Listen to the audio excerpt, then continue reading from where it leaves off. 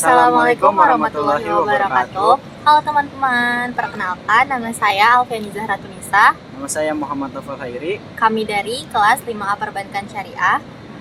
Di sini kami akan menjelaskan tentang materi Forex Management. Yuk langsung aja kita simak videonya.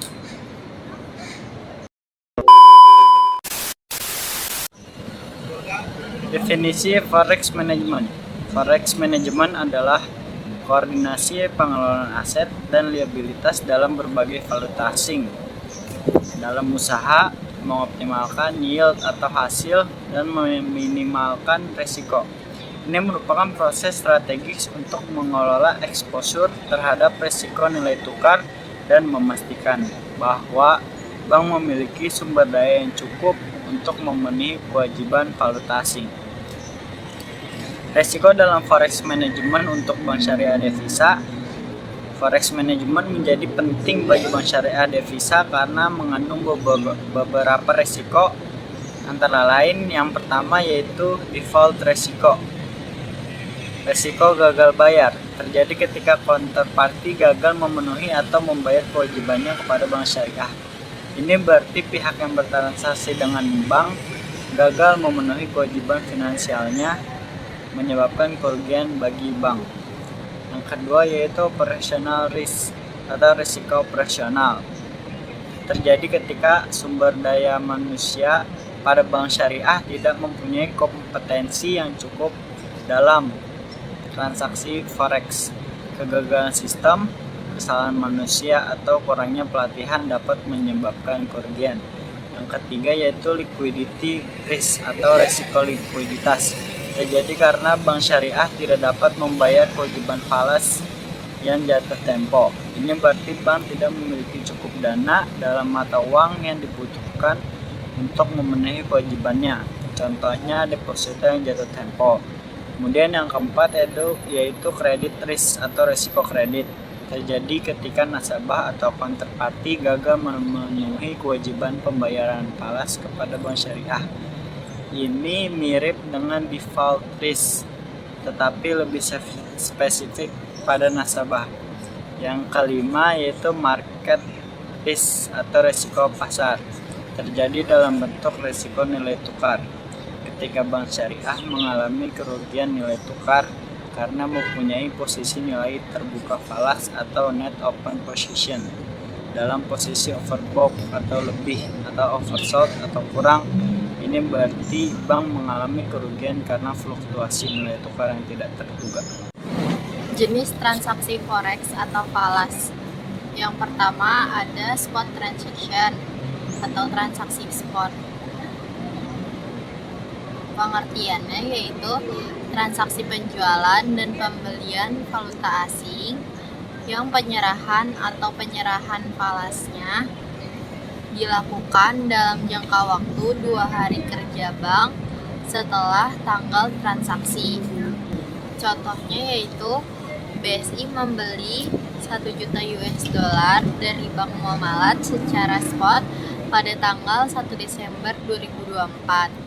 Bank Muamalat akan mengirimkan falas ke bank koresponden BSI dan akan diterima paling lambat tanggal 3 Desember tahun 2024. Waktu pengiriman selama 2 hari digunakan untuk menyesuaikan dengan proses transaksi di antara bank koresponden luar negeri dari BSI dan Muamalat Indonesia yang dilakukan di negara pemilik US dollar, yaitu USA.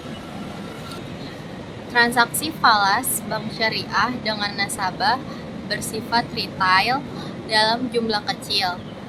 Transaksi yang dilakukan adalah transaksi spot. Yang kedua yaitu forward transaction atau transaksi forward. Transaksi ini didefinisikan yaitu transaksi pembelian atau penjualan forex atau valuta asing yang penyerahannya dilakukan dalam jangka waktu lebih dari 2 hari kerja. Contohnya, BSI membeli 1 juta US dollar dari Bank Muamalat secara forward jangka waktu 30 hari pada tanggal 1 Desember tahun 2024. Bank Muamalat akan mengirimkan falas ke bank koresponden BSI dan akan diterima pada tanggal 2 Januari 2025. Manfaat dari transaksi forward yaitu yang pertama ada hedging resiko, yaitu membatasi, menjaga, melindungi para pihak dari resiko nilai mata uang dari naik dan turunnya nilai tukar falas. Yang kedua, memenuhi kebutuhan nasabah sehingga dapat menjaga agar kebutuhan falas dari perusahaan atau nasabah dapat tersedia pada tanggal yang dibutuhkan di masa yang akan datang. Yang ketiga yaitu spekulasi, bermotifkan untuk mendapatkan keuntungan selisih nilai tukar kurs apabila nilai tukar menurun pada saat tanggal jatuh tempo kontak forward. Dari aspek syariah, hal ini termasuk unsur maisir yang dilarang.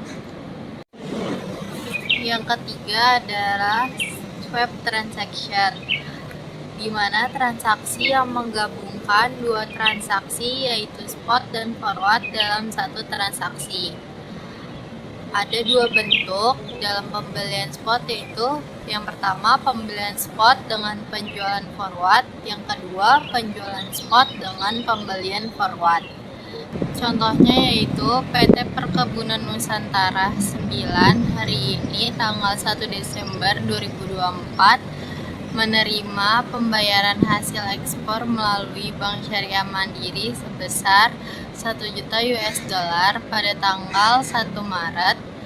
Perusahaan harus membayar kepada kreditur di London sebesar 1 juta US dollar. Perusahaan hari ini akan melakukan transaksi swap dengan BSI, yaitu penjualan spot 1 juta US dollar dengan nilai tukar beli BSI Rp15.000 per US dollar dan transaksi forward 90 hari sebesar 1 juta US dollar dengan nilai tukar jual BSI Rp15.100 per US dollar. Dengan transaksi forward 90 hari, perusahaan menghilangkan resiko nilai tukar yang dapat terjadi bila melakukan transaksi spot beli pada tanggal 1 Maret 2024. Timbulnya forex management. Yang pertama yaitu globalisasi perdagangan dunia. Nah, globalisasi yaitu proses atau kondisi di mana batas antar negara menjadi semakin kabur dan tidak jelas sehingga menyatu menjadi satu negara dunia atau global, khususnya di bidang perdagangan dan ekonomi dunia. Dimulai dengan terbentuknya aliansi ekonomi perwilayah seperti negara di Eropa Barat dan sebagian Eropa Timur, negara-negara Amerika Utara atau USA dan Kanada, negara-negara Asia Tenggara, negara-negara Australia dan Pasifik, bertujuan untuk menghilangkan barriers atau hambatan-hambatan antar negara. Yang kedua yaitu memenuhi kebutuhan likuiditas lembaga keuangan, terutama bank dapat mengalami kesulitan likuiditas, di mana jumlah aset lancar lebih kecil dari liabilitas lancar dan gagal menjaga likuiditas sehingga membutuhkan bantuan likuiditas khususnya pada transaksi forex. Yang ketiga yaitu dependensi international trading, yaitu ekspor impor. Ekonomi setiap negeri mempunyai kelemahan atau kekurangan dalam produk barang dan jasa, dan pemilikan kepada sumber daya, terutama sumber daya alam. Untuk mengatasi kekurangan masing-masing, terjadi perdagangan antar negara atau international trade. Yang keempat, yaitu setiap negara mempunyai mata uang berbeda. Setiap negara mempunyai kedaulatan ekonomi masing-masing, termasuk dalam memiliki mata uang sendiri. Karenanya dibutuhkan mata uang perantara sebagai alat pembayaran internasional. Setiap negara harus memilikinya untuk membayar transaksi dengan negara lain atau pihak asing. Yang kelima, sumber dana dalam falas, misalnya USD. Pemakaian atau kebutuhan dana dalam IDR, negara dengan ekspor barang dan jasa yang besar yang menghasilkan surplus dalam neraca pembayaran, memiliki mata uang asing dalam bentuk cadangan devisa. Untuk membayar transaksi di dalam negeri dibutuhkan mata uang domestik atau lokal, di mana dapat diperoleh melalui transaksi atau pertukaran dengan mata uang asing. Yang keenam, yaitu menghindari atau memitigasi resiko nilai tukar falas dengan memiliki mata uang asing, baik pada posisi overbought atau surplus maupun oversold atau defisit. Pemilik terpapar exposed pada risiko nilai tukar falas. Untuk memitigasinya, pemilik perlu melakukan hedging atau lindung nilai dengan membeli atau menjual falas agar mendapatkan posisi falas yang square atau seimbang. Yang ketujuh, mendapatkan keuntungan yang maksimal. Pemilik deposito falas di bank syariah devisa dapat memperoleh pendapatan dari dua jenis. Yang pertama, bagi hasil deposito falas. Yang kedua, pendapatan selisih nilai tukar apabila nilai tukar falas pada saat deposito jatuh tempo pada keadaan naik atau meningkat.